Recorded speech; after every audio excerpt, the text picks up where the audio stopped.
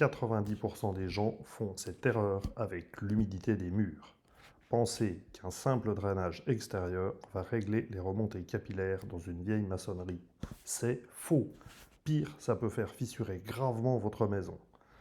Remontée capillaire, ça désigne la migration naturelle de l'eau contenue dans le sol au travers des murs en suivant une trajectoire ascensionnelle. Si vos fondations baignent dans l'eau, la physique fait son travail. L'eau montera toujours. Ne dépensez pas des milliers d'euros au hasard, faites diagnostiquer vos structures, abonnez-vous à la chaîne et suivez cette vidéo jusqu'à la fin, vous saurez tout sur le sujet. On va commencer par le principe physique. Le phénomène repose sur la loi de Jurin. Elle donne la hauteur dans laquelle un liquide monte ou descend dans un tube capillaire en raison du phénomène de capillarité. Ce phénomène s'explique par l'équilibre entre les forces de tension superficielles qui tirent le liquide vers le haut ou vers le bas le long des parois et le poids de la colonne de liquide soulevée. L'eau souterraine remonte à travers les pores microscopiques des matériaux de construction, agissant comme des micropiles ou plus simplement comme votre sucre dans le café. Les matériaux les plus capillaires permettent à l'eau de remonter le plus haut. C'est les matériaux qu'on va appeler hydrophiles. Et quels sont-ils, ces matériaux hydrophiles? Eh bien, on va commencer par parler de la pierre calcaire tendre et du tuffeau. Ils sont très poreux et absorbent massivement l'humidité. Ensuite, la brique rouge. C'est une excellente conductrice d'humidité par capillarité si elle n'est pas hautement vitrifiée. Ce point dépend des éléments ajoutés lors de sa fabrication et des températures de cuisson. Le béton cellulaire et les parpaings agglomérés ciment. A priori, ils sont faiblement hydrophiles, mais malgré la structure creuse de l'aggloméré ciment, on retrouve quand même des phénomènes de capillarité plutôt sur 20-30 cm. Et les pires, le plus mauvais élève de la classe, c'est les maisons anciennes en pierre, avec des mortiers à la chaux aérienne. Ils se gorgent d'eau et en plus, les joints vont se dégrader. Donc ça, c'est le plus mauvais élève de la classe. A l'inverse, les matériaux denses comme le granit, pas de problème. Deuxième question, hauteur maximale des remontées. En théorie, la hauteur dépend uniquement du diamètre des capillaires. En pratique, dans le bâtiment, la remontée d'eau est freinée par deux facteurs, la gravité et l'évaporation périphérique du mur. Faut-il encore que ce mur respire? Hauteur constatée en moyenne, les remontées capillaires s'arrêtent à 0,80 m, 1 m, au-dessus du niveau du sol. La hauteur dépend donc également du type de matériau. Les hydrophiles, comme le mortier de chaux utilisé dans les maisons anciennes, les pierres tendres sont les champions toutes catégories des remontées capillaires. Dans des conditions extrêmes, des murs très épais, non ventilés et recouverts par un enduit type ciment qui empêche l'eau de s'évaporer, l'humidité peut exceptionnellement grimper à 1,50 m, parfois 2 m. C'est le cas du mur des maisons bourguignonnes traditionnelles où Papy a appliqué un bel enduit ciment et a réalisé sa finition avec une super peinture plastifiée qu'on vendait dans les années 80. Vous l'aurez compris, le caractère hydrophile, la nature du sol et le travail de Papy, c'est la cata. Je rappelle qu'une maison, c'est pour l'habitation, elle doit respirer et ça commence par les murs. Dans les pavillons récents, normalement, on a une barrière de capillarité. Alors, c'est quoi la barrière de capillarité? D'abord, c'est une obligation du DTU. Elle est positionnée à 15 ou 20 cm au-dessus du niveau du sol fini extérieur. Elle est constituée par une bande d'arras étanche, membrane bitumineuse ou film polyéthylène épais posé entre deux couches de mortier de ciment ou mortier étanche. Attention! Beaucoup de maçons disent avoir hydrofugé au mortier. Mais comme ça ne se voit pas, il faut quand même une analyse pour savoir si on a de l'hydrofuge à l'intérieur. Beaucoup de maisons ne sont tout simplement pas hydrofugées, c'est-à-dire les barrières de capillarité n'existent pas. Donc même avec un pavillon neuf, il faut être prudent. En rénovation, lorsque cette barrière est inexistante ou devenue poreuse avec le temps, il faut créer une coupure de manière artificielle. Et là, ça se complique. Souvent, on pense qu'un drainage fera l'affaire, et c'est parfois le cas. Mais attention, sur les sols argileux comme en Bourgogne-Franche-Comté, drainer, c'est aussi assécher le sol en sous-œuvre, et ça risque de provoquer une fissuration des murs. Là aussi, les amis, soyez prudents et faites appel à un bureau d'études. Je sais, la compétence a un prix et votre budget est serré. Dans tous les cas, ça coûte beaucoup moins cher que de réparer des sinistres parfois dévastateurs. Alors maintenant, on va revenir à la technique. Je vais vous parler des origines du phénomène. L'apparition des remontées capillaires, ce n'est jamais un hasard. Elle résulte souvent de la conjonction de plusieurs facteurs et n'est jamais monofactorielle. Retenez bien ce point. Dans toutes les vidéos que je ferai sur les problèmes d'eau, d'humidité dans les bâtiments, je vous dirai la même chose. Jamais de monofactoriel, ça n'existe pas. Conclusion, si quelqu'un vient et vous dit ça vient de ça, de cet élément-là tout seul, c'est à coup sûr un Jojo la bricole et dans tous les cas, ce n'est pas un professionnel sérieux. Alors, les principales causes, quelles sont-elles? On l'a déjà vu, mais on va le répéter, absence ou rupture de la rase étanche.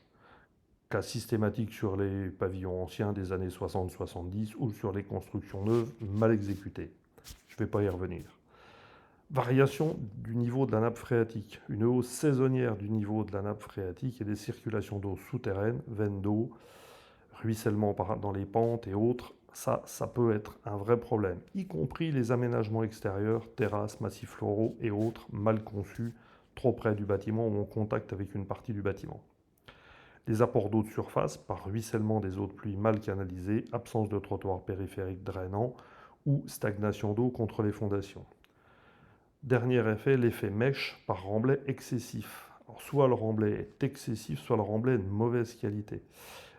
On a souvent le cas avec des remblais de récupération. On a des matériaux très hydrophiles comme les plâtres, des calcaires fins, de la brique ancienne.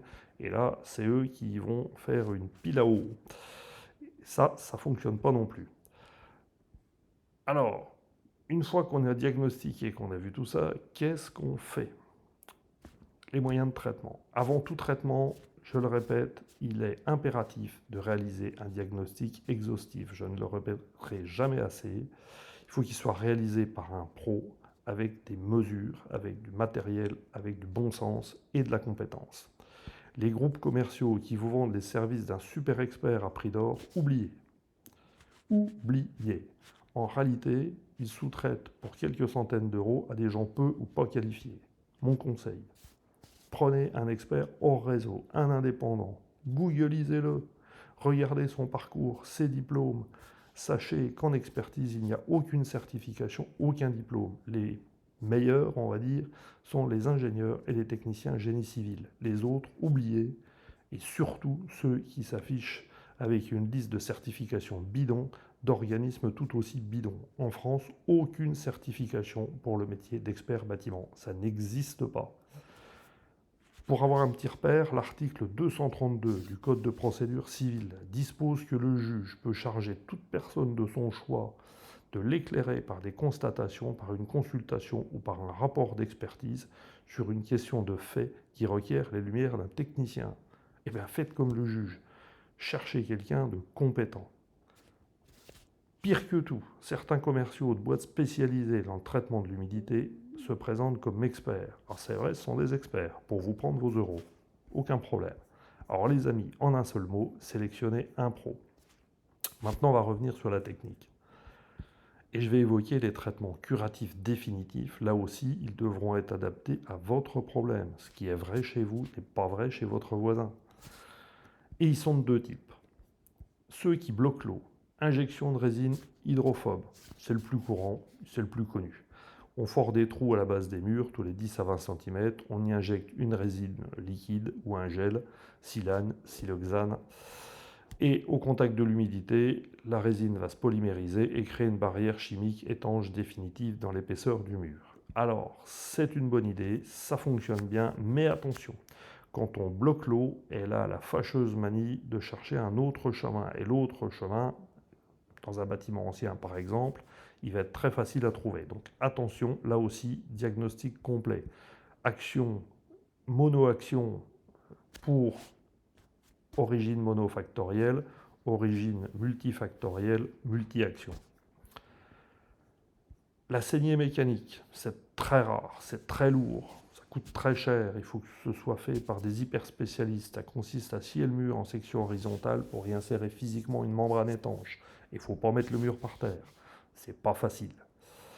Un autre système assez moderne, assez récent, l'électroosmose ou procédé électronique. C'est un boîtier qui émet de faibles impulsions électromagnétiques en inversant la polarité électrique du mur.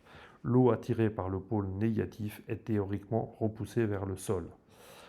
C'est d'une efficacité variable, c'est pas que le procédé est pas bon, il est même excellent, mais il faut un hyper spécialiste. Cette fois-ci, il ne vous faut pas un pro pour diagnostiquer, mais un hyper spécialiste parce qu'il devra tenir compte d'énormément de paramètres pour réussir son opération. Ensuite, les systèmes qui gèrent l'environnement. Drainage périphérique extérieur. Il permet de collecter les eaux de ruissellement, de baisser la pression hydrostatique, mais attention, on l'a déjà dit, il risque de créer des fissures dans le sol argileux. Soyons prudents. Le diagnostic sera encore une fois hyper important. Cuvelage extérieur ou membrane de soubassement, étanchéité des parties enterrées, modification morphologique des sols par terrassement et remplacement de matériaux autour de la maison, remplacement des enduits, piquer des vieux enduits dégradés à base ciment pour les remplacer par des enduits respirants à la chaux. Concrètement, j'ai des remontées capillaires importantes, je m'y prends comment? 1. Je sélectionne un pro. Je répète, il n'a pas de solution à vendre, il n'a pas d'entreprise à recommander, il a des diplômes et beaucoup d'expérience. Vous l'aurez vérifié avant. Il fait un diagnostic complet. Il commence par se poser la question qui paraît idiote mais qui a du sens. Est-ce que je suis en présence de remontées capillaires? Eh oui, c'est pas si simple. C'est pas parce que vous avez de l'humidité en pied de mur que ce sont des remontées capillaires. Et pour vous en assurer, je vais vous donner une astuce que vous pourrez mettre en œuvre tout seul. Prenez un hygromètre de masse du commerce, pas un hygromètre à pointe, l'hygromètre de masse. Vous testez votre paroi en commençant par le niveau du sol et vous montez tous les 10 cm. Si vous avez un taux qui diminue, vous avez probablement un problème de capillarité. Si les taux relevés sont constants, il faudra changer de diagnostic. L'expert lui fera probablement, après ces tests, une thermographie infrarouge et après toutes sortes de mesures qu'il jugera utiles en fonction de ce qu'il aura remarqué. Des prélèvements dans les murs, des prélèvements dans le sol via une étude de sol spécifiquement élaborée pour votre problème. Il a beaucoup de solutions pour diagnostiquer. Ensuite, et seulement ensuite, il rédigera l'ordonnance, comme votre médecin, jamais avant l'examen, toujours après. Les travaux seront décrits avec précision et parfois des solutions très simples et peu onéreuses sont les meilleures. Le bon expert est indépendant, ne vend pas de solution, il ira donc à la solution la plus économique pour vous. Voilà les amis, j'espère que je vous ai aidé à comprendre ce problème. N'hésitez pas à vous abonner. Et en Bourgogne-Franche-Comté, en Suisse romande, faites appel à nous. L'équipe GEIS est à votre service. À très bientôt.